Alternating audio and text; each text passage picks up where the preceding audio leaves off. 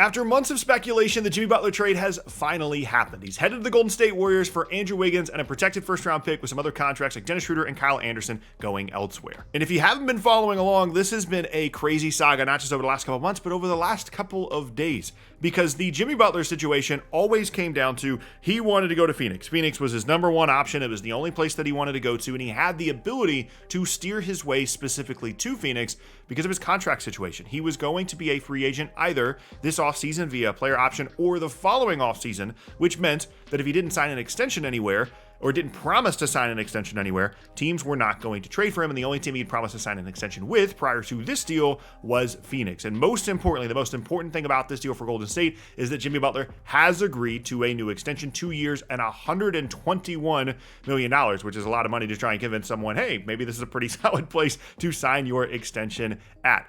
Once it became clear, and it became clear probably over the last day or two to Jimmy Butler, that Phoenix was not an option, that they were not going to force Bradley Beal to waive his no-trade clause, that Bradley Beal did not have suitors out there in the trade market where Phoenix could dump that contract. Once it became clear, hey, it's cool you want to go to Phoenix, it's just genuinely not possible. It is as impossible of a trade as you could possibly have. Once it became clear, he's like, okay, I got to pick a different option, and that other option was Golden State, which is very interesting because we talked about how his contract works, and he has the ability to basically say no to teams because he doesn't want to sign an extension there. Wasn't that long ago that we got a report that Jimmy Butler was not going to sign an extension in Golden State. Again, still trying to force his way to Phoenix, but ultimately they were able to get it done.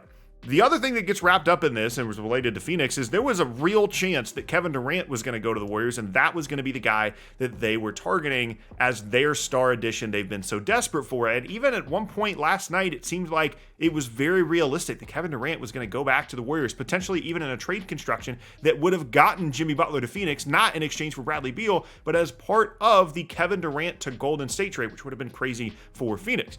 That obviously didn't happen. KD basically made it known he did not want to go to Golden State, just like Jimmy Butler said he didn't want to go to Golden State, which meant that the Warriors pivoted to adding Butler in the first place. It's kind of funny. Butler goes to his second choice, which is Golden State, and the Warriors went to their second choice, which was Jimmy Butler. But now they're all happy. They've got the new extension signed, and the Warriors move forward with the talent upgrade they have been desperate to add. And without that new extension, 2 years, $121 million, this deal would not have happened. Jimmy Butler might have still ended up in Golden State, but it would have been a very different construction. That first round pick would not have been involved, and the assets would have been basically non-existent for Miami, and they would have basically just been dumping Jimmy Butler just to not have him on the team, not deal with him anymore, and not have him on the team past the trade deadline. Once they got the extension done and Golden State realized, okay, Jimmy Butler's committed to us now for at least the next couple of seasons, then the deal was able to move forward. So let's talk about why each of these teams made the deal, and then I will get to my grades for each. For Golden State, we've already talked about the talent upgrade for them, but the key point for them, especially over the last couple of days,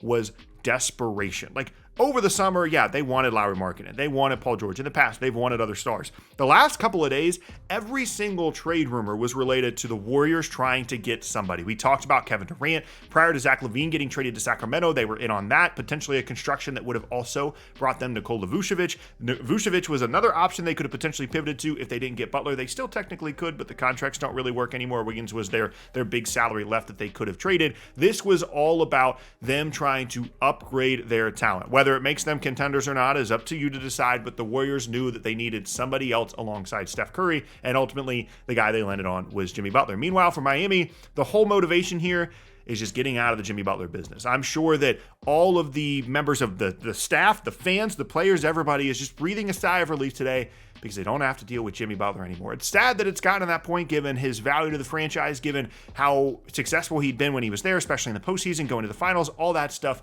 but you just don't have to deal with it anymore. And as much as they could possibly try and make it work, they were going to try and move on from the Jimmy Butler situation, not have him be on the team past the deadline, because imagine if they couldn't get this deal done and they couldn't get him to sign the extension in Golden State and they couldn't get the Phoenix thing to work. And then all of a sudden you're just like, okay, we still have a couple months left of our season. We're a decent team.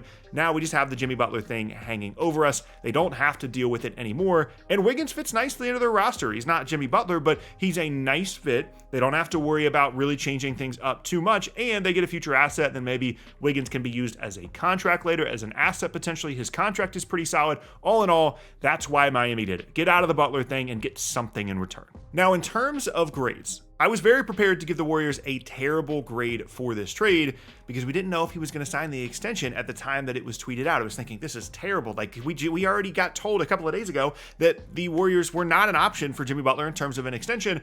Then once the extension comes through, it does bump the grade up a little bit, but not a ton.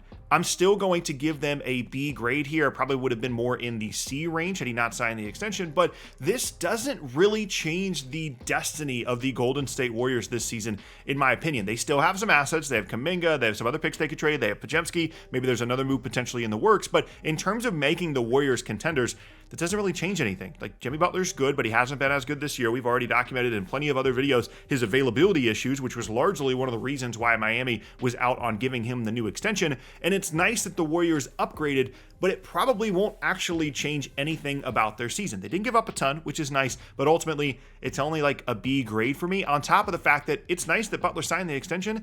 Paying Jimmy Butler $60 million a year for 2 more seasons after this season, as he continues to be hurt and get older and get worse, is not good business to me. It's not a move that I would have made. It's not something that makes sense to me. And obviously, I'm emotionally removed from the situation, but they would have been better served to look at trading away their veteran players like Draymond, maybe even Steph if he had asked for it, rather than going out and getting someone like Jimmy Butler and paying him the extension. I completely understand why they did what they did and why they're not going to move on from Steph. All of that stuff makes sense. But from a basketball perspective, I'm going to give them a B grade only because they got him signed to the extension, even though I don't like the number. For Miami, I really like the deal. I think it's an A for them. I think Wiggins is going to be useful. I think they're going to do something with this future first-round pick. Normally, the Heat are the team giving out first-round picks for, a Terry Rozier giving up a first-round pick, or in the past, they've just been very aggressive. Adding draft capital, building around Tyler Hero, Bam Adebayo, 2 borderline all-star caliber guys, Hero an all-star this year, Bam an all-star in the past, and then adding Wiggins as their kind of swing defender guy that they've needed for a while. They've got Khalil Ware. They've got some interesting lineups now